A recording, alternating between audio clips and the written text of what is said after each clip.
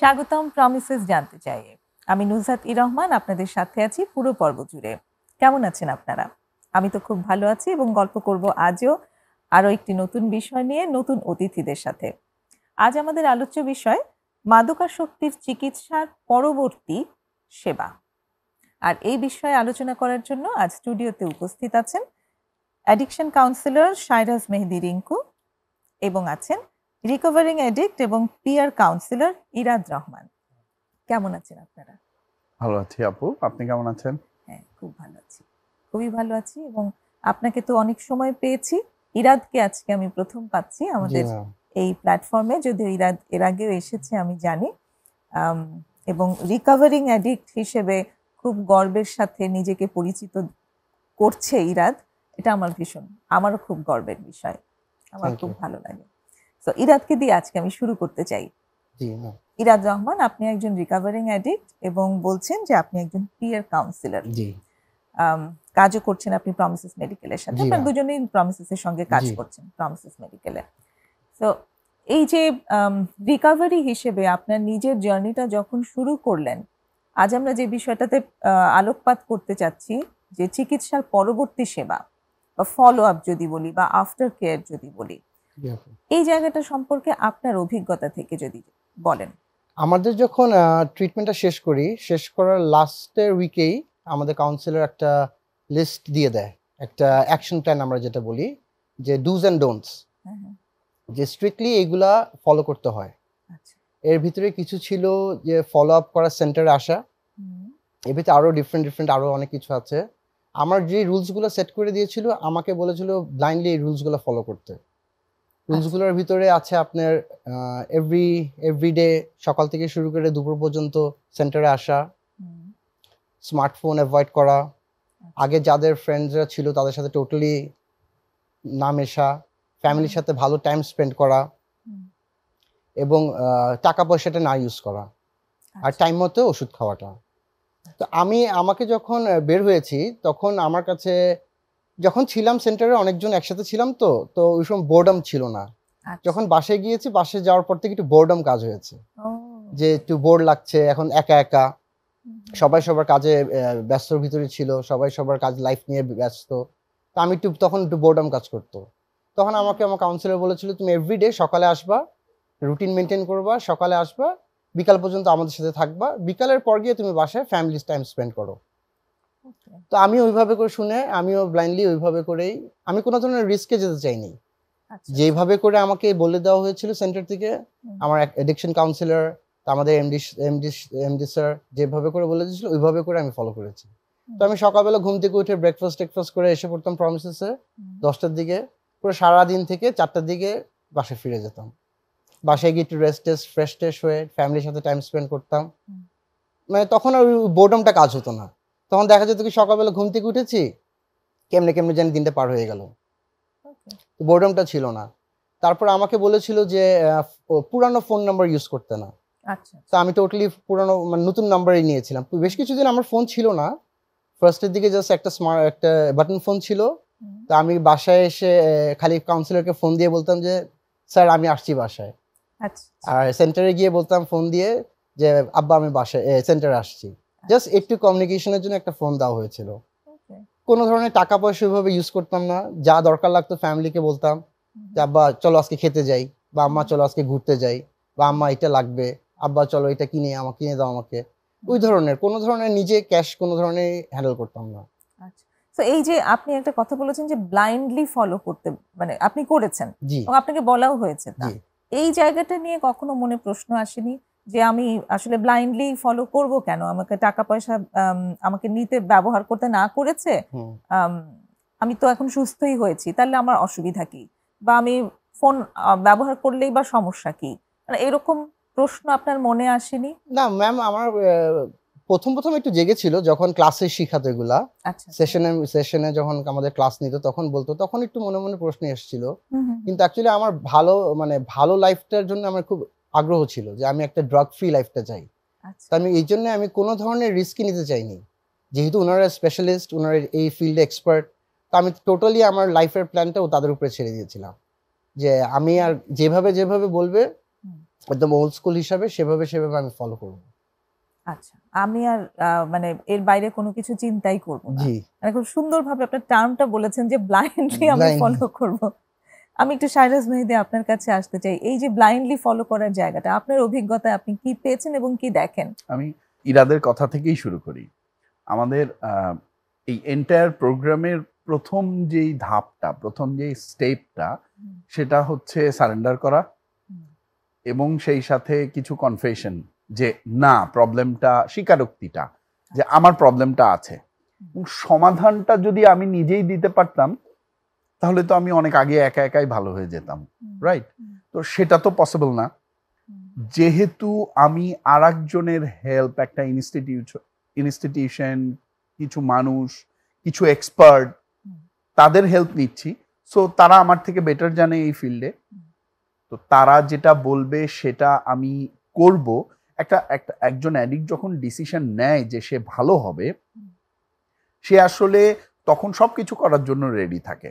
আচ্ছা, তখন যেমন ইরাদ বলছিল যে ওর ডিসিশন নেওয়া ছিল, কারণ ও জানতো যে আগে বিভিন্নভাবে ট্রাই করে হয়নি।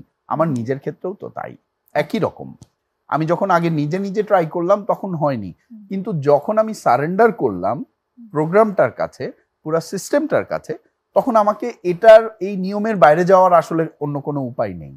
ওখানে যেটা যেটা বলা আছে, যেভাবে যেভাবে বলা আছে, একটা ছেলের মনে হতেই পারে যে কেন আমি স্মার্টফোন ইউজ করব না, করতেই পারি, পুরনো নাম্বার বদলে ফেলতে বা হবে, পুরনো নাম্বার বদলে ফেলা। প্রবলেমটা আসলে তো ওই স্মার্টফোন বা পুরনো নাম্বারে না, প্রবলেম তো আমার। আমি তো টেম্পটিং, মানে এটা আমাকে টেম্পটিং করে দেয়। আমি দেখব, আমি স্মার্টফোন ইউজ করা মানে আমি সোশ্যাল মিডিয়া ইউজ করছি। সো আমার আসলে যেই সমস্ত জিনিস আমাকে ট্রিগার করে দেয়, ওই জিনিসগুলোর রিচ তখন আমার কাছে একদম ইজি হয়ে যায়, রাইট? তো ওই জায়গাগুলোকে আসলে শুরুর দিকে বন্ধ করার জন্য সাজেস্টেড যে শুরুতে কিছুদিন স্মার্টফোন ব্যবহার না করা, কমিউনিকেশনের জন্য একটা ফোন তো লাগেই, সেই ক্ষেত্রে আমাদের ওখান থেকে সাজেস্ট করা হয় যে বাটন ফোন ইউজ করার জন্য। তাহলে পরে হয় কি, ওই সারাক্ষণ এখন সোশ্যাল মিডিয়া মানে কি, আমি যেই ফিল্ডে যাব সেই ধরনের মানুষ, সেই ধরনের বন্ধু বান্ধব আমাদের সোশ্যাল মিডিয়াতে থাকে। সো সারাক্ষণ এটা আমার চোখের সামনে দিয়ে ঘুরবে, ও ওখানে যাচ্ছে, আমার ওই বন্ধুটা হয়তো ওই মজাটা করছে, এরকম ঘুরতে থাকে তো সারাক্ষণ। তো এটা আমাকে ট্রিগার করবে, সেই জন্যই আসলে এই রাস্তাটা বন্ধ করা। এবং আপনার অভিজ্ঞতা কি বলে, এই যে যারা ব্লাইন্ডলি ফলো করছে এবং যারা ব্লাইন্ডলি ফলো করছে না, পার্থক্যটা কি আসে? পার্থক্যটা তো আমাদের পাশেই আছে। বেসিক্যালি ব্লাইন্ডলি বিশ্বাস করে রুটিন ওয়াইজ কাজগুলো ফলো করতে পারলে সাকসেস আসেই আসলে। আমি আমার অভিজ্ঞতায়, এই ছোট অভিজ্ঞতায় যতজনকে দেখেছি, মানে এর মানে এই না যে যারা করেনি তারা রিল্যাপস করেছে, বা যারা করেছে তারা রিল্যাপস করেনি।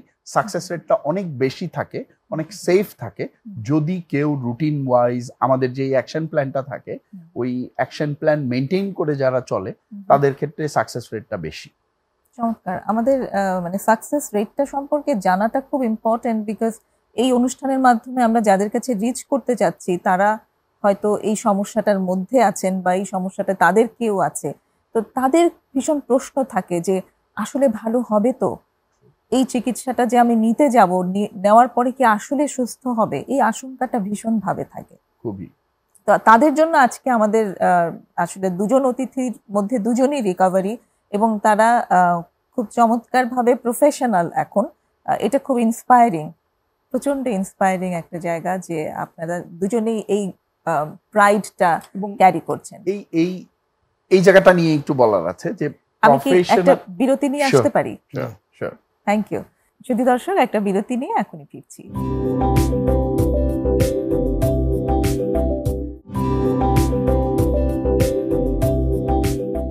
দেখছেন প্রমিসেস জানতে চাই। আজ কথা হচ্ছে দুজনের সাথে, শায়রাজ মেহেদী রিঙ্কু এবং ইরাদ রহমান, দুজনেই প্রমিসেস মেডিকেলের সাথে কাজ করছেন। আর আলোচ্য বিষয় মাদকাসক্তির চিকিৎসা পরবর্তী সেবা। শায়রাজ মেহেদী, আপনার সাথে যে আলোচনাটাই ছিলাম সেটি হচ্ছে যে এই যে ভীষণ কষ্ট করে আপনারা রিকভারি জার্নি স্টার্ট করেছেন, সোবার লাইফটা অর্জন করেছেন এবং তারপর আপনারা এই প্রফেশনের সাথে আছেন, এই জায়গাটা নিয়ে আপনি বলতে চাইছিলেন। এটাই বলছিলাম যে আমাদের প্রোগ্রামে আমাদেরকে সাজেস্ট করা হয় যে সার্বক্ষণিকভাবে আমাদের নিজস্ব যেই সাপোর্ট স্ট্রাকচার, আমাদের মতো যারা একসময় স্ট্রাগল করেছে, এখন ভালো আছে, অর স্টিল স্ট্রাগলিং, আচ্ছা, এদের সাথে এদের আশেপাশে থাকার। সো বিইং আ প্রফেশনাল এই ফিল্ডে আমাদের জন্য ওইটা আরেকটু সুবিধা। আমরা সার্বক্ষণিকভাবে ওদের আশেপাশেই তো থাকি। সো একটা মানুষ যে রিকভারিতে, সে আমাকে সারাক্ষণ ইন্সপায়ার করে, আর যে স্টিল স্ট্রাগলিং, এই মানুষটা আসলে আমাকে মনে করিয়ে দেয় যে আমি আসলে কোন স্টেজে ছিলাম। সো এই দুটো জায়গায় আসলে খুব কাছে থেকে দেখা যায় যদি এই ফিল্ডে কাজ করা যায়, প্রফেশনাল হওয়া যায়। যে হয়তো অন্য প্রফেশনে আছে তার জন্য জিনিসটা একটু কষ্টকর, কারণ তাকে তার প্রফেশন মেনটেন করে তারপরে এখানে সময় দিতে হয়। আমাদের জন্য যেটা হয়েছে সেটা হচ্ছে যে আমরা খুব ইজিলি সার্বক্ষণিকভাবে এটার মাঝখানে থাকি। সো এটা আমাদের জন্য একটু, আমি বলবো যে একটা অ্যাডভান্টেজ, যে সারাক্ষণ রিকভারিদের আশেপাশে থাকা। যারা এই মুহূর্তে ট্রিটমেন্ট নিচ্ছে তাদেরও তো অনেক ধরনের প্রবলেম হয়।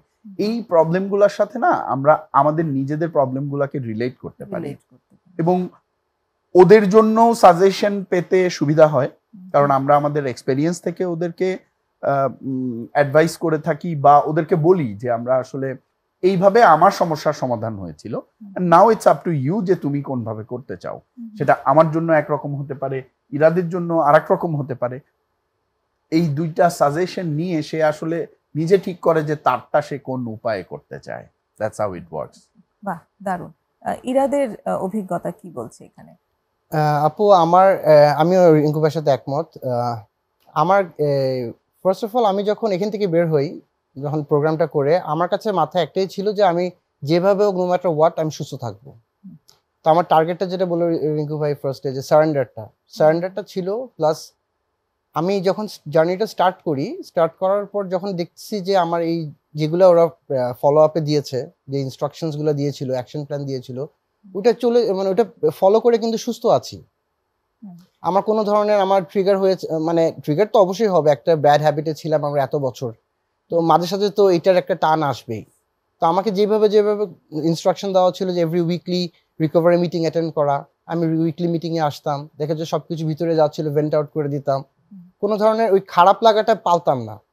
যখনই যেই সময় খারাপ লাগা ফিল হতো বা কোনো ধরনের খেতে ইচ্ছা করছে বা মাইন্ডটা একটু ডাইভার্ট হয়ে যাচ্ছে, তখন আমি সেন্টারে চলে যেতাম, যে কাউন্সিলরের সাথে বসে কথা বলতাম, গ্রুপ শেয়ারিং করতাম, উইকলি মিটিং হয় আমাদের এভরি উইকে গিয়ে আমি শেয়ার করতাম। তো ওই ধরনের ফিলিংসগুলো আমার ছিল না। তো এইভাবে ফলো করার পর দেখা যাচ্ছে যে কি যে লাইফটা স্মুথ হয়ে গিয়েছে, ফ্যামিলি ট্রাস্ট করছে। আমি কিন্তু একটা পর্যায়ে আমার ব্যবসা ছিল, গাড়ির ব্যবসা, পুরো গাড়ির ব্যবসা সব শেষ হয়ে গিয়েছিল অ্যাডিকশনের কারণে। তো আমি 2টা বছর যখন আমি সেন্টারে ছিলাম, তখন ওনারা বললো যে না, ঠিক আছে, তুমি বিজনেস স্টার্ট করতে পারো। তো আমি তখন তারপরে 2 বছর পর আমি 2 বছর পুরো টানা আমি সেন্টারের ইনস্ট্রাকশনের কোনো বাইরে কোথাও যাইনি। আমাদের সেন্টারে উইকলি মিটিং হয়, উইকলি আমরা ঘুরতে যাই, আমাদের পিকনিক হয়, আউটিং হয়, সবসময় ওই সেন্টার নিয়েই ছিলাম। রিকভারি ফেলোদেরকে নিয়েছিলাম, কাউন্সিলরদেরকে নিয়েছিলাম, আমাদের সেন্টার ডিরেক্টরদেরকে নিয়েছিলাম। আমার লাইফটা ওইভাবেই করে ফেলেছি, গুছিয়ে ফেলেছি। যখন আমি দেখেছি যে না, আমি এদের সাথে টাচে থেকে আমি তো আমার সুন্দর লাইফটা পাচ্ছি, তখন আমি এই লাইফটার ভিতরে মজা পেয়ে গেছি। যে না, কি কই একটা লাইফ ছিল অ্যাডিকশনে, এই টাকা পয়সা অ্যারেঞ্জ করো, এই উইথড্রল, এইটা সেটা, কত ঝামেলা। এখন দেখি যে সুন্দর লাইফ, কোনো ধরনের ওয়ারি নাই, কোনো ধরনের টাকা পয়সার স্ট্রেস নাই, কোনো ধরনের উইথড্রল নাই, কোনো কিছুই নাই। আমি ওয়াজ ফিলিং লাইক আমি একটা ফ্রি পার্সন, এখন একটা জাস্ট লাইক এ বার্ড, কোনো ধরনের স্ট্রেস নাই, কিছু নাই। তো আমি যখন দেখলাম যে ফার্স্ট ফিউ মান্থসেই বুঝে গেছে যে না, আমি এখন যদি এটা ফলো করি তাহলে আমি আল্লাহর রহমতে সুস্থ থাকতে পারবো। তখন থেকেই আমি স্টিক করেই আছি। আমার গাড়ির মানে ব্যবসার পাশাপাশি আমি তখন চিন্তা করলাম যে এবার আমি ডিএনসি কোর্স করি। আচ্ছা, তো ডিএনসি কোর্সটাও করলাম, করে আমি সেন্টারে 2 দিন আসি, আবার 2 দিন আমি আমার ব্যবসায় সময় দিই, আবার আমি সেন্টারে থাকি। মানে ওইভাবে করেই আমার লাইফটা গুছিয়ে ফেলেছি এই সেন্টারের সারাউন্ডিংসেই। চমৎকার। একটা জিনিস এবার আমি একটু শায়রাজ মেহেদী আপনার কাছে আবার আসবো যে একটা প্রশ্ন অনেক অভিভাবকদের মধ্যে আমি আসতে দেখেছি, সেটি হচ্ছে যে তাদের কাছে মনে হয় যে যখন রিহ্যাবিলিটেশন শেষ করে চলে আসছে, তারপর আবার এই যে সেন্টার ভিজিটের জায়গাটা যে বলা হচ্ছে, এটাতে ভীষণ আপত্তি তাদের থাকে এবং তাদের মাইন্ডসেটটা এটা যে ওখানে তো যারা ইউজার তারা যাচ্ছে, আসক্তরা যাচ্ছে, তাহলে ও তো এখন আর আসক্ত নয়, তাহলে ওখানে গেলে তাহলে তো ওর আবারও ইচ্ছা করবে, তাহলে তো একই হয়ে গেল। জেনারেল কোনো একটা রোগের কথা বলি, জি, যেটার জন্য আমাকে হয়তো ডক্টর 6 মাসের একটা কোর্স দিল ওষুধ খাওয়ার। আমি হসপিটালে ভর্তি ছিলাম 10 দিন। তো 10 দিনের পরে আমার আসলে ওই ওষুধটা খাওয়ার বা ডক্টরের কাছে ফলো আপে যাওয়ার প্রয়োজনীয়তাটা কি? আমি তো ভালো হয়েই আসলাম। এক্স্যাক্টলি একই রকম ভাবে যতদিন ধরে ট্রিটমেন্ট চলে একটা রিহ্যাবিলিটেশন সেন্টারে, এই লেন্থটা হচ্ছে তাকে অভ্যস্ত করা নেক্সটে আরো কিছুদিন বা আজীবন তাকে কিভাবে চলতে হবে। এটাকে আমি কম্পেয়ার করলে এক্স্যাক্টলি এমনভাবে করি, সেটা হচ্ছে যে ড্রাইভিং স্কুলে কেউ যদি ড্রাইভিং শিখতে যায়, একদম নতুন যদি কেউ ড্রাইভিং শেখে, তো হয়তো 2 মাসের একটা ড্রাইভিং কোর্স থাকে। আমি যতদূর জানি ড্রাইভিং যতদিনে একজন মাস্টার তার পাশে বসে রাস্তায় ড্রাইভিংটা শেখায়, এতে কোনো শেখা হয় না। অরিজিনাল ড্রাইভিং শেখাটা হয় যখন সে স্কুল থেকে বের হয়ে একা ড্রাইভ করা শুরু করে, রাইট? তো তার শিক্ষার তো শেষ হয়নি, রাইট? একই রকম ভাবে হয়তো যখন সেন্টারের ভেতরে থাকে একটা ক্লায়েন্টের পাশে, একটা পেশেন্টের পাশে আমরা থাকি, আমরা তাকে শিখিয়ে দিই যে this is what you need to do, but বাইরে বেরোনোর পর তো সে সম্পূর্ণ একা। এই আফটার কেয়ার আজকের যে টপিকটা আমাদের, এইটাই আসলে মেইন টপিক। তার কারণ আমাদেরকে আজীবন আসলে একটা সাপোর্ট স্ট্রাকচারের মধ্যে থাকতে হয়, ফলো আপে থাকতে হয়, মেইনটেইন করে থাকতে হয়। যেহেতু এটা একটা মেন্টাল হেলথ ইস্যু, আমাদেরকে সবসময় ওই জায়গাটা মনে রাখতে হয় যে আমার একটা রোগ আছে, আমার একটা ডিজিজ আছে। তো এটা যদি আমি কন্টিনিউয়াসলি কানেকশনে না থাকি, একটা সাপোর্ট স্ট্রাকচারের মধ্যে না থাকি, এটা কখনোই কাজ করবে না, বা কিছুদিন পরে যে আমার ওই ফিলিংটা আসলে ফেড হয়ে যাবে। আমি নিজেকে যদি নর্মাল মনে করা শুরু করি তাহলে পারে প্রবলেম, তখন এটা আর কাজ করে না। আমি একটু ডিফারেন্ট, আমার একটা ডিজিজ আছে, এই জিনিসটা আমাকে মাথায় রাখতে হবে। আদারওয়াইজ আমি তো ওই ট্রিটমেন্ট পরবর্তী যেই আফটার কেয়ারটা, এটা আমার মাথা থেকে চলে গেলে পারে আমি একটু কেয়ারলেস হব। আমাদের আসলে কেয়ারলেস হওয়ার সুযোগ নেই। আচ্ছা, কতদিন এটা মাথায় রাখতে হবে? সাজেস্টেড যে 2 বছর পর্যন্ত রাখা ভালো, কিন্তু এটা আসলে যেমন আমি 17 বছরের কাছাকাছি সময় আমি ক্লিন, আমি এখন পর্যন্ত আমার মাথায় আছে যে আমি আসলে অ্যান অ্যাডিক্ট। সো আমাকে আসলে অনেক কিছুই আমি করতে পারি না, আবার অনেক কিছুই আমি আমার মতো করে করি। আমাদের সবকিছুর একটা ওয়ে আছে করার। তার মানে এটা কি একটা লাইফ লং প্রসেস বলতে চাচ্ছেন? Definitely it is. একটা ছোট্ট বিরতি নেওয়ার সময় হয়ে গেল, আমরা এসে আবার কথা বলছি। প্রিয় দর্শক, আমাদের সাথেই থাকুন, একটা বিরতি নিয়ে এখনই ফিরছি।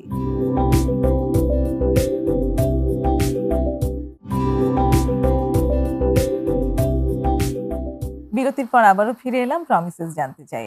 কথা হচ্ছে মাদকাসক্তির চিকিৎসা পরবর্তী সেবা নিয়ে শায়রাজ মেহেদী রিঙ্কু এবং ইরাদ রহমানের সাথে। ইরাদ, আমরা যেখানটায় ছিলাম সেখান থেকে যদি আবার এই চিকিৎসা পরবর্তী চ্যালেঞ্জেস এখানটাতে আসি, কি কি ধরনের চ্যালেঞ্জ আপনি ফেস করলেন যখন আপনি আপনার সেন্টার থেকে ফিরে গেলেন? একটা জিনিস যেটা হলো গিয়ে, আমি ফ্যামিলি কারো কাছেই মানে ওইরকম বুঝতে পারতো না আমার কথা। যেমন আমার মনের কথাগুলা, মানে কোনো সময় ওদেরকে যেভাবে এক্সপ্রেস করে, যখন আমার সেন্টারের মানুষজন যেভাবে বুঝতো, আমার কাউন্সিলর যেভাবে বুঝতো, এভাবে তাদেরকে বুঝাতে পারতাম না। কোনো না কোনো দিক দিয়ে একটা গ্যাপ অলওয়েজ থাকতো। মনের কোনো কথা, একটা ফিলিংস শেয়ার করব, কিন্তু দেখা যাচ্ছে যে মানে ওরা পজিটিভলি নিচ্ছে না, বা তারা আমাকে একটা পজিটিভ ফিডব্যাক দিচ্ছে না, মানে তারা কোনোভাবে স্যাটিসফাইড না যে আমার শেয়ারিংটা শুনে বা ইয়ে করতে। কোনো ধরনের কোনো ফ্রিলি আমি এক্সপ্রেশন মানে এক্সপ্রেস করতে পারতাম না যে আমি কি ফিল করছি। মানে একটা তো ছিল এডিকশনের পার্টটা, এডিকশনের পার্টের পর যখন সুস্থ লাইফে ফিরে যাই, অনেক কিছু থাকে মনের বলার, যে শেয়ার করতে চাই ভালোবাসার কথা, কষ্টের কথা, দুঃখের কথা, ফেলিওরের কথা। তো এইটা আমি কোনোভাবেই ফ্যামিলির সাথে মানে কোপ আপ করতে পারতাম না শেয়ার করে, যে বলছি একটা মানে ওরা পজিটিভলি নিচ্ছে না কিভাবে নিচ্ছে, এটা একটা আনসার্টেনিটির ভিতরে থাকতাম। তো আমি যখন এই কথাগুলো আমি সেন্টারে এসে শেয়ার করতাম, তখন দেখছি সবাই বুঝছে, সবাই রিলেট করতে পারছে। কারণ আমরা দেখা যাচ্ছে কি সবাই কিন্তু একই ধরনের লাইফ কিন্তু আগে কাটিয়ে এসেছি। তো আমি তখনই ফিল করেছি যে আমার মনের কথা তো, মনের কষ্টটা তো আমার রিকভারিরে বুঝতে পারছে। আমি যে আমার একটা জিনিস এক্সপ্রেস করবো, এটা তো আমার ফ্যামিলি যেখানে বুঝতে পারছে না, আমার সেন্টারের ফেলো মেটসরা বুঝতে পারছে, আমার ফেলোশিপ বুঝতে পারছে। এই জিনিসটা আমার অনেক হেল্প হয়েছে, যে আমি I was able to express my feelings আমার গ্রুপের কাছে। ভালো লাগা হোক, খারাপ লাগা হোক, সব ধরনের ফিলিংসই আমার গ্রুপ অলওয়েজ আমার কথা বুঝেছে, সাপোর্ট দিয়েছে, প্রপার সাজেশনস দিয়েছে, প্রপার অ্যাডভাইস দিয়েছে। এই জিনিসটা আমার খুবই হেল্প হয়েছে। পরিবারের সাথে তারপর কিভাবে আপনি ম্যানেজ করতেন? কারণ পরিবারকে আপনি তো ফিল করতেন যে ওনারা বুঝতে পারছে না, তো আপনি সেটা কিভাবে মেকআপ করলেন? তখন আপু আমি ধরে রেখেছি যে ওরা তো কোনো সময় এডিকশনের ভিতরে ছিল না। আচ্ছা। তো ওরা কোনো সময় একটা এডিক্টের অনুভূতিটা, ফিলিংসটা, এটা কোনো সময় বুঝবে না। একমাত্র আমাদের যারা ফেলো মেটস আছে, যারা রিকভারিতে আছে, তারা একমাত্র আমার মনের কথাটা বুঝবে। তো যখনই এই ধরনের ফিলিংসটা কাজ হয় ভিতরে, মনে চাপাটা রাখতে চাই না, যখনই মনে ধরনের কোনো খারাপ লাগা ফিলিং আসে, তখন আমি দৌড় দিয়ে গিয়ে সেন্টারে গিয়ে আধা ঘন্টার জন্য গিয়ে শেয়ার করে ফেলি। এই যে শেয়ারিংটা করলে যে আপনার ভালো লাগে, এটা আপনি কোথায় শিখলেন, কিভাবে? এটা আমাদের সেন্টার থেকে যখন প্রোগ্রামে বলা ছিল যে কোনো ধরনের খারাপ লাগা ফিলিংস ভিতরে চেপে রাখার জন্য না। আচ্ছা। দেখা যাচ্ছে কি অনেক সময় অনেক ধরনের কনফ্লিক্টস হয়, কারণ বাসায় মেম্বারসদের ভিতরে সবার কিন্তু একই মেন্টালিটি না। আব্বার এক ধরনের মেন্টালিটি, আম্মার এক ধরনের, সবার মন মানসিকতা ডিফারেন্ট। তো অনেক সময় দেখা যাচ্ছে যে কি কোনো ধরনের খারাপ লাগাটা আমরা রাখতে দেখা যাচ্ছে একটা পর্যায়ে আমরা আউটবার্স্ট করি, আমরা রাগজিৎ করি, ভাঙচুর করি। তো তখনই আমার সেন্টারকে বলা হয়েছিল, খারাপ যখনই লাগবে এটা পেলে মনের ভিতরে রেখে পেলো না। খারাপটা লাগা মানে তুমি আমাদের কাছে এসে শেয়ার করে এটা ক্লিয়ার হয়ে যাবা। যতক্ষণ যাবো তুমি ক্লিয়ার না হবা, এটা অলওয়েজ তোমাকে বদার করতেই থাকবে। আপনি যখন শেয়ার করেন তারপর মানে কিভাবে, how do you find yourself? তখন আমি ফ্রি ফিল করি যে আমার ভিতরে ওই টপিকটা নিয়ে আর বদার করে না। একটা ফ্যামিলির সাথে একটা কনফ্লিক্ট হয়েছে, হ্যাঁ, ফ্যামিলির সাথে রাগজিৎ না করে, ফ্যামিলির সাথে আর্গুমেন্টে না গিয়ে, আমি সুন্দর আমার রিকভারি মিটিং এ এসে যখন আমি শেয়ার করি, আমার ওই ফিলিংসটাই চলে যায়। যে আব্বার আম্মার উপর একটা রাগ, বা একটা ফ্যামিলি মেম্বারের উপর রাগ, বা একটা বন্ধুর সাথে একটা রাগ, বা একটা অফিসের একটা কলিগের সাথে রাগ, ওই রাগটা না কিভাবে ম্যাজিক্যালি চলে যায়। ওকে, তার মানে শেয়ারিং এইভাবে অ্যাকচুয়ালি হেল্প করে। জি না, তো এই শেয়ারিং এর হেল্পটা আপনি পাচ্ছেন from your support group. Support section. এই যে সাপোর্ট গ্রুপের কথা যেটা বলা হয়েছিল, যেটা শাহরাজ মেহেদী বললেন যে একটা সাপোর্ট সিস্টেম তৈরি করতে হয়, সাপোর্ট গ্রুপ হিসেবে তারা থাকে, সেই গ্রুপ আপনাকে এই সাপোর্টটা দিচ্ছে। জি, চমৎকার। এবং খুব গুরুত্বপূর্ণ একটা কথা বলেছেন যে ফ্যামিলির যারা আছে ওনারা কখনো অ্যাডিক্ট তো ছিলেন না। তো আপনার সাথে এই যে ইমোশনাল কানেকশনের জায়গাটা, আরেকজন অ্যাডিক্ট কিংবা রিকভারিং অ্যাডিক্ট, তার পক্ষে যতটুকু কানেক্ট করা সম্ভব, ফ্যামিলির পক্ষে এভাবে সম্ভব হচ্ছে না। এবং এইটা যে চমৎকারভাবে বুঝতে পেরেছেন এবং তারপর নিজেকে যেভাবে আপনি রেগুলেট করেছেন, that was helpful. Very nice. Shahraz Mehedi, আপনি কিছু অ্যাড করবেন এখানে? হ্যাঁ, একটু করি। সেটা হচ্ছে যে আমাদের সবারই তো আসলে ধারণা, বিশেষ করে আমাদের মতো অ্যাডিক্টদের, যে আমার দুঃখটাই পৃথিবীর সবচেয়ে বড় দুঃখ, আমার প্রবলেমটাই পৃথিবীর সবচেয়ে বড় প্রবলেম। তো আমরা যখন একটা সাপোর্ট সিস্টেমে যাই, বিশেষ করে রিকভারিং অ্যাডিক্ট যারা নিউ কামার, ওরা বেরোনোর সাথে সাথেই আপনি যেই চ্যালেঞ্জেসের কথা বললেন, এগুলো তো ফেস করে। তো মনে করে যে ওই টাইমে একটা ফিলিং হতে থাকে যে আমার এত কেন প্রবলেম, আচ্ছা, সেই ফিলিং থেকে ওরা যখন আমাদের সাপোর্ট স্ট্রাকচারে আমাদের হাউসে এসে শেয়ার করে, সেখানে আরো রিকভারিরা থাকে, তখন তারাও তো তাদের প্রবলেম শেয়ার করে। একটা কমন ফিলিং হয়, সেটা হচ্ছে যে না, আমার প্রবলেমই আসলে পৃথিবীর সবচেয়ে বড় প্রবলেম না, আমার থেকেও বড় প্রবলেম আরেকজনের আছে, তার থেকে বড় প্রবলেম আরেকজনের আছে, এবং সেগুলোর সমাধানও আছে। আমাদের প্রমিসেসে তো উই ফলো লাইফ ম্যানেজমেন্ট, আমাদের প্রোগ্রামটার নাম হচ্ছে লাইফ ম্যানেজমেন্ট। এই প্রোগ্রামে না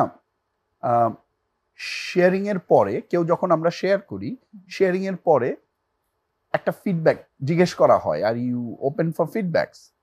সো যারা সামনে শোনে, তারা তাদের যে চিন্তাধারা আমার শেয়ার সম্পর্কিত, আমার প্রবলেম সম্পর্কিত একটা ফিডব্যাক দেয়, যে আমার কাছে মনে হয় যে এটা হলে ভালো হতো, আমার কাছে মনে হয় যে এটা হলে ভালো হতো, আমার কাছে মনে হয় তুমি এটা না করে ওটা করলে ভালো হতো।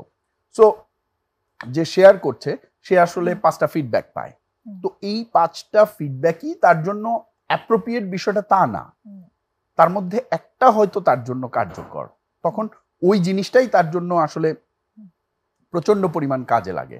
এবং আমি যখন দেখি যে আমার প্রবলেমের থেকেও বড় বড় প্রবলেম, তখন আসলে দিশেহারা হয়ে যাওয়ার কোনো সুযোগ নেই, তখন আমি আরো strength pi to face that problem. Irad যেটা বললেন ওটাকে আপনি ভ্যালিডেট করলেন। জি।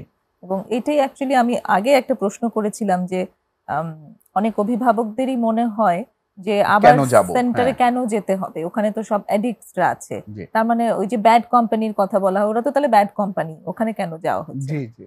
তো এইভাবে আসলে কাজ করে, এবং খুব বড় একটা ডিফারেন্স আছে, এই মানুষগুলো ট্রিটমেন্ট নিচ্ছে এবং তারা সত্যিকার অর্থে তখন মাদক মুক্ত আছে। আর বাইরে যদি কেউ থাকে, সে আসলে রিস্ক ফ্রি না। জি। সে কারণেই তাদের ওই ব্যাড কোম্পানি, তাদেরকেই বলা হচ্ছে। এখানে খুব ডিস্টিংগুইশড পার্থক্য আছে এদের সাথে। তো ইরাদের কাছে আবার যদি আসি, যে এ তো গেল বাড়ির বিষয়টা, বাড়ির মানুষ, সমাজের সাথে কেমন ছিল? সমাজের সাথে আমার এক্সপিরিয়েন্সটা বলবো ভালোই ছিল, কারণ আমি যখন অ্যাডিকশনে ছিলাম, আমি যখন ফার্স্ট প্রমিসেসে ঢুকি, আমি মাত্র 38 কিলো ছিলাম। I wasn't able to stand properly. আমি যে স্ট্রেট হয়ে দাঁড়াবো এই ক্যাপাসিটিও আমার ছিল না। আমি যখন দীর্ঘদিন 8 মাস, আমি প্রমিসেসে দীর্ঘ 8 মাস ছিলাম। 8 মাস থাকার পর আমি যখন বের হই, তখন আই ওয়াজ 78 কিলো, মানে এক্স্যাক্টলি ডাবল। তা আমি আমার যখন সেন্টারে ছিলাম, আমি কিন্তু আবার নিজের ফিজিক্যাল হেলথটা নিয়ে অনেক কনসিয়াস ছিলাম। প্রপার জিম করা, 2 বেলা করে জিম করা, প্রপার ডায়েট খাওয়া, মানে আমি যখন রিঙ্কু ভাই যেটা বললো যে যদি সারেন্ডারটা থাকে, তখন একটা মানুষ সুস্থ লাইফটার জন্য যা করণীয় দরকার তাই করবে। তা আমি যখন স্বাস্থ্যটা আমার ভালো হলো, কথাবার্তাও ভালো হয়েছে। আগে দেখা যেত যে কথা বলতাম, অ্যাটেনশন দিতে পারতাম না, কথা বলছে একটা টপিকে চলে যেতাম আরেকটা। তো ফ্যামিলি যখন আমাকে ফার্স্ট ভিজুয়ালি যখন দেখেছে, তখন দে ওয়ার রিয়েলি হ্যাপি। আত্মীয় স্বজন বলেন, আমার বিজনেস কলিগস বলেন, আমার ফ্রেন্ডসরা বলেন, বাইরের কিছু মানে সোবার ফ্রেন্ডসরা যারা, তারা দেখে বলছে না না তোমাকে এখন ভালো লাগছে, মানে ফিজিক্যালি বড় একটা ভ্যালিডেশন। তো এই ভালো লাগাটা খুবই ভালো কাজ করে, মানে ভালো লাগে। ট্রিগার হয় না আপনার কখনো, বা হয়নি তখন? হ্যাঁ, এটা তো আপু হবে। একটা ব্যাড হ্যাবিটে ছিলাম যে দীর্ঘ 10 বছর উপরে। তো এইটার যে মনে করবে না বা এটার যে একটা আসবে না, এটা ইম্পসিবল। এসেছে, এরকম আমার অনেক সময় এসেছে, যখন রাগজিদ হয়ে যেত এক টাইমস, মানে হঠাৎ করে আপসেট হয়ে যেতাম, বা কোনো একটা বাসায় কোনো ধরনের একটা ফ্যামিলির সাথে একটা আর্গুমেন্টে চলে গেলাম, ওই ধরনের সময় তো আসতোই। মানে ট্রিগার বলতে কি, মানে একটা খাওয়ার একটা যে না এতদিন ভালো আছি, এত ভালোভাবে চলছি, টাইম মেনটেন করছি, রুটিন মেনটেন করছি, কোনো ধরনের অনিয়ম করছি না, তারপরেও কেন আমাকে বুঝছে না, এই ধরনের একটা ফিলিং এর কারণে আমার আসতো। তো যেই টাইমটাতে আসতো, তখন আমাদেরকে বলা হয়েছিল যখনই এই ধরনের ট্রিগারটা ফিল হবে, তখনই তুমি তোমার কাউন্সিলরের সাথে এটা শেয়ার করে ফেলবা। যে যখন হোক, সকালে হোক, রাতে হোক, মাঝরাতে হোক, নো প্রবলেম। কাউন্সিলর আছে আমাদের, এমডি আমাদের খুবই close, he is also recovery, সে আমাদের সাথে খুব অনেক টাইম স্পেন্ড করে আমাদের, as he is like just like a friend. তো আমি জাস্ট যখনই এই ধরনের ট্রিগারটা অন হতো, মানে ট্রিগারটা খেতে ইচ্ছা করছে, একটা ক্রেভিং হচ্ছে, তখন আমি ফোন করে যখন আমি শেয়ার করে ফেলতাম, তখন আমার ইয়েটা থাকতো না, ক্রেভিংটা থাকতো না। আচ্ছা, তো এই মানুষগুলো, এই যে সাপোর্ট সিস্টেম, জি সিস্টেমে যারা আছে তারাও ভীষণভাবে অন ছিল আপনাকে জি হেল্প করার জি জন্য। Thank you. একটা ছোট্ট বিরতি নেওয়ার আবারও সময় হয়ে এলো, আমরা বিরতি নিয়ে ফিরছি।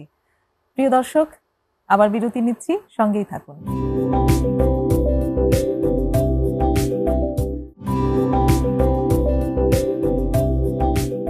চলছে প্রমিসেস জানতে চাই, আর আপনারা আজ যে আলোচনার বিষয়ে আছেন সেটি হচ্ছে মাদকাসক্তির চিকিৎসা পরবর্তী সেবা। আলোচনা করছেন সাইরাজ মেহেদী রিঙ্কু এবং ইরাদ রহমান। সাইরাজ মেহেদী, আপনার কাছে এবারে আমি আসি। যে প্রসেসটা আছে আসলে এটা এক একজনের ক্ষেত্রে এক এক রকম। অবশ্যই এই যে চিকিৎসা প্রক্রিয়া, একটা লম্বা সময়ের চিকিৎসা নিতে হয়। ইরাদ বললেন যে প্রায় 2 বছর তিনি ছিলেন, 8 মাস তিনি সেন্টারে ছিলেন এবং তারপরে 2 বছর পর্যন্ত তিনি প্রক্রিয়ার সাথে ছিলেন বিভিন্নভাবে। তো এটা অ্যাকচুয়ালি ওর জন্য ঠিক ছিল। অনেকের পক্ষে হয়তো এরকমটা সম্ভব হয় না, আবার কারো কারো পক্ষে এর থেকে বেশিও হয়তো সম্ভব হয়। এই জায়গাটা সম্পর্কে যদি একটু বলেন। ডেফিনেটলি, খুব সুন্দর একটা কোশ্চেন। সেটা হচ্ছে ইরাদের ক্ষেত্রে এটা হয়তো পসিবল হয়েছে কারণ ওর রিকভারি ক্যাপিটালটা ওই দিকে স্ট্রং ছিল, ওই সাপোর্টটা ছিল ওর ফ্যামিলি থেকে, ওর বাসা থেকে। এটা যে সবার জন্য সব ক্ষেত্রে প্রযোজ্য হবে তা না। এই ক্ষেত্রে আসলে সব থেকে ইম্পর্টেন্ট, আমরা বেরোনোর সময় যেই কথাটা বলি যে কমিটমেন্টটা অনেক বড় একটা জিনিস রিকভারিতে। আমাদের এন্টায়ার রিকভারিটা আসলে বেসড অন কমিটমেন্ট। মানে ওর কমিটমেন্ট হয়তো ছিল প্রত্যেক দিন চলে আসা, প্রত্যেক দিন থাকা, এই সময় থেকে এই সময়। আমার যদি পার্সোনালি, আমার যদি এরকম হতো যে আমার কাজ আছে, আমার নিজের প্রফেশনের জন্য আমাকে সকাল সন্ধ্যা অফিসে থাকতে হচ্ছে, সেই ক্ষেত্রে আমার কমিটমেন্টটা ডিপেন্ড করবে আসলে based on my availability. Definitely. But আমার কমিটমেন্ট রাখাটা খুবই গুরুত্বপূর্ণ এখানে। আমি যদি বলে থাকি যে আমি সপ্তাহে 1 দিন আসবো, তো আমাকে ওইটা মেনটেন করা উচিত। আমি যদি বলে থাকি সপ্তাহে 2 দিন আসবো, আমি যদি বলে থাকি মাসে 2 দিন আসবো, আমি যদি বলে থাকি, এটা ডিপেন্ড করে যে আমি আসলে কিভাবে কমফোর্টেবল। বাট এখানে খুব গুরুত্বপূর্ণ আমি যেই কমিটমেন্ট দিব সেই কমিটমেন্টটা রাখা। আর আফটার কেয়ারে আসলে অনেকগুলো পার্ট, তো এখানে শুধুমাত্র আমি সেন্টারে আসছি, এসে বসে থাকছি, বিষয়টা তো ওই জায়গাটাই থেমে থাকে না। একজন সাইকিয়াট্রিস্ট থেকে শুরু করে সাইকোলজিস্ট, তারপরে আমরা পিয়ার কাউন্সিলররা যারা আছি, অ্যাডিকশন কাউন্সিলররা যারা আছি, ইভেন ক্লাসে ওদের নিজস্ব শেয়ারিং, ওদের যে গ্রুপ থেরাপিগুলো হয় সেগুলো অ্যাটেন্ড করা, অনেকগুলো ধাপে আসলে কাজটা হয়। এই সব কিছু মেনটেন করে চলতে হয় এবং এর পাশাপাশি আমাদের যে নির্দেশনাগুলো থাকে সেগুলো তো মেনটেন করতেই হয়। ইরাদের জন্য, ইরাদ ওয়াজ লাকি যে ওর জন্য ওই সাপোর্টটা ছিল। ও এক্স্যাক্টলি যেভাবে বলা হয়েছে সেভাবে করেছে। যেই মানুষটা চাকরি আছে 9 to 5, তো তাকে তো আসলে সেটা মেনটেন করে তারপরে হয়তো ছুটির দিনে আসছে। এরকম অসংখ্য মানুষ আমাদের এখনো স্টিল আসছে আমাদের সেন্টারে, যারা ছুটির দিনগুলোতে আসে। আমাদের যে রিকভারি মিটিং এর যেই ডে, সেটা আসলে একটা সরকারি ছুটির দিনে দেয়া, ওইভাবেই দেয়া যেন সবার জন্য ইজি হয়। যে কাজ করছে সেও আসতে পারে, যে ফ্রি আছে সেও আসতে পারে। এটা একটা ইম্পর্টেন্ট দিক। ডেফিনেটলি। এবং আপনি যেটা বললেন যে কমিটমেন্টটা যেন ঠিক থাকে, এই কমিটমেন্টের সাথে কি কি অ্যাকচুয়ালি রিলেটেড? এই মানে আমি একদিন আসবো বলেছি, আমি একদিন অবশ্যই আসবো, ইফ আই ক্যানট। ডেফিনেটলি এখানে একটা মানুষের এরকম হতেই পারে যে আমি আসতে পারছি না, আমার একটা কাজ আছে। সেই ক্ষেত্রে সামান্য ইনফর্ম করে দেয়া, মানে যেমন আমাদের সাথে যারা সবসময় যোগাযোগে থাকে তাদের প্রতি আমাদের আস্থার জায়গাটা একরকম। যেই মানুষটা হয়তো অনেক দিন, 1 বছর 1.5 বছর 2 বছর কোনো যোগাযোগ নেই, হঠাৎ করে এসে বললো যে হ্যাঁ আমি খুব ভালো আছি, তার ক্ষেত্রে তো আমাদের একটু সন্দেহের দৃষ্টি যেতেই পারে। কিছুক্ষণের মধ্যেই আমরা বুঝে ফেলি আসলে যে সে সত্য বলছে না মিথ্যা বলছে, কারণ একজন মানুষকে দেখলেই বোঝা যায় যে আসলে সে আসলে কিসের মধ্যে দিয়ে গেছে। ইরাদের কাছে আমি প্রশ্নটা করতেই যাচ্ছিলাম যে আপনি যখন চিকিৎসার পরবর্তী বাড়ি গেলেন, থাকতে শুরু করলেন, এমন নিশ্চয়ই আপনার কারো না কারোর সাথে কখনো না কখনো দেখাও হতো, যখন মানে যারা অ্যাকচুয়ালি ইউজার। তো আপনি কিভাবে তখন নিজেকে ম্যানেজ করতেন? আমি তখন তাদের সাথে ওইভাবে একটা মিশতাম না। যখন দেখা হতো just hi hello, that's it. আচ্ছা, ভালো আছি দোস্ত, হ্যাঁ কেমন আছি দোস্ত, এই তো অনেকদিন পর দেখা, হ্যাঁ দোস্ত খুব ব্যস্ত আছি, দ্যাটস ইট। অ্যাভয়েড করা ছাড়া আর কোনো ওয়ে নাই তো ওদের সাথে ইয়ে করা। যে আমি যে তার সাথে যাবো একটা কফি খেতে, তাদের সাথে কফি খেতে গিয়ে যদি আমি কোনো না কোনো ভাবে তাদের কথায় আমি ম্যানিপুলেট হয়ে যাই, বা তারা যদি আমাকে কোনোভাবে তাদের কারণে যদি আমি আবার আগের কথা মনে পড়ে আবার তাদের সাথে চলে যাই, এই ধরনের রিস্ক তো আমার কোনোভাবেই নেওয়ার ইয়ে না। দেখা হতো, হ্যাঁ, হাই হ্যালো, কেমন আছিস দোস্ত, ভালো আছি, দ্যাটস ইট। দোস্ত খুব ব্যস্ত, বাসায় যেতে হবে, এভাবে করে অ্যাভয়েডটা করে বের হয়ে যেতাম। ওকে, তো এই যে অ্যাভয়েড করতেন, সে তো আপনার বন্ধুই ছিল, তখন ওই মানে কোনো কনফিউশন বা কনফ্লিক্ট মনের ভিতরে কাজ করতো? ম্যাম, এটা ব্যাড কোম্পানি ছিল আমার। ওকে, তো বন্ধু বলতে এখনো বন্ধু আছে, সব ওরা খুব ভালো, ওয়েল উইশার, ওরা ভালো, পজিটিভ, ওরা সোবার। এখন আমার বন্ধু বলতে যে ওই পাস্টের যে প্র্যাকটিসিং বন্ধুর সাথে একটু কফি খেতে যাব, এটা খুবই একটা হাই রিস্কের ব্যাপার। তো কখন তার কথাতে আমি আমার মাইন্ড ডাইভার্ট হয়ে যেতে পারে, নেভার নো। এবং এই জায়গাটাতে আপনিও ভীষণ পজিটিভ, যেটা রিঙ্কু ভাই বললেন। আপনি যদি বলেন যে আমার সাকসেসের ভিতরে কি, লাইফে সাকসেস বলতে কি বুঝি, আমি আমার রিকভারিটাই বলবো যে আমার মানে মাই অনলি সাকসেস, মানে আমি যেটা ফিল করি। এমনি ব্যবসা করতে পারি, টাকা কামাতে পারি, কিন্তু সাকসেস যেটা প্রাইড বলতে পারেন, যে হ্যাঁ আসলেই আমি আমার রিকভারি নিয়ে প্রাউড। খুব ভালো লাগলো শুনতে ইরাদ, যে আপনি আপনার রিকভারি নিয়ে প্রাইড এবং আপনি সাকসেস বলতে এটাকেই বোঝাচ্ছেন। আমি মানে খুব দুঃখজনকভাবে খেয়াল করি যে সাকসেস বলতে আমরা সাধারণতই বুঝি যে আমরা একাডেমিক্যালি কেমন কি করছি, কে কিরকম ভাবে আর্ন করছি, প্রফেশনালি কে কোন জায়গায় নিজেকে দেখছি, সেটাকে আমরা সাকসেস বলে বুঝি। কিন্তু এই যে নিজের ভেতরকার সাকসেস, সেটা যে আপনি দেখতে পেয়েছেন, এবং আই হোপ যে আপনি আপনার যারা ফেলো আছে তাদের ভেতরেও এই স্বপ্নটাকে ছড়িয়ে দেওয়া, এই লার্নিংটাকে ছড়িয়ে দেওয়া, সেই কাজটা করছেন। জি, চমৎকার ভাবে। সাইরাজ মেহেদী, আপনার কাছে আবার আসি। এই যে সাপোর্ট সিস্টেমের কথা আমরা বললাম, হ্যাঁ, সেন্টার এটা খুব গুরুত্বপূর্ণ, এবং সেন্টারের সাথে যোগাযোগ রাখা সেটাও খুব গুরুত্বপূর্ণ। হোয়াট ইফ যে একজন মানুষ সে অ্যাকচুয়ালি সেন্টারে রিচ করার সে হয়তো অনেক দূরে থাকে, তার পক্ষে সম্ভবই না, হয়তো একবারই ট্রিটমেন্ট করে চলে গেছে, তার পক্ষে হয়তো সেখানে আর ভবিষ্যতে কোনোদিনই হয়তো আর যাওয়া সম্ভব না, এমনটা যদি হয়, তাদের জন্য কি অ্যাভেলেবল সাপোর্ট সিস্টেম আছে? আমাদের এরকম অনেক ক্লায়েন্ট আছে যারা ঢাকার বাইরে থেকে, যারা দেশের বাইরে থেকে ট্রিটমেন্ট নিয়ে এখনো ভালো আছে, তারা ঢাকার বাইরে বা দেশের বাইরে থাকে। যাদের পক্ষে পসিবল হয় বছরে আসার, যেমন আমাদের প্রত্যেক বছর পিকনিক হয়, ওই পিকনিকের সময় একটা গ্যাদারিং হয়, যেটা হচ্ছে যে যেখানে আছে অনেক দূরে, দেশের বাইরে, শহরের বাইরে, একদম দেশের অন্য প্রান্তে, এরা সবাই আসে, একসাথে হই। এটার বাইরে যেটা হয়, ফিজিক্যালি যখন মিট করা সম্ভব তখন তো সেটা করি। আর এর বাইরে আমরা সারাক্ষণ এই যে আমি social media and everything, phone, সবাই না যারা ভালো থাকার ইচ্ছা আছে যাদের, তারা কানেক্টেড থাকে। একটু একটা হোয়াটসঅ্যাপে একটা টেক্সট, যে কোনো জায়গায় একটা টেক্সট অনেক কিছু আসলে মিন করে।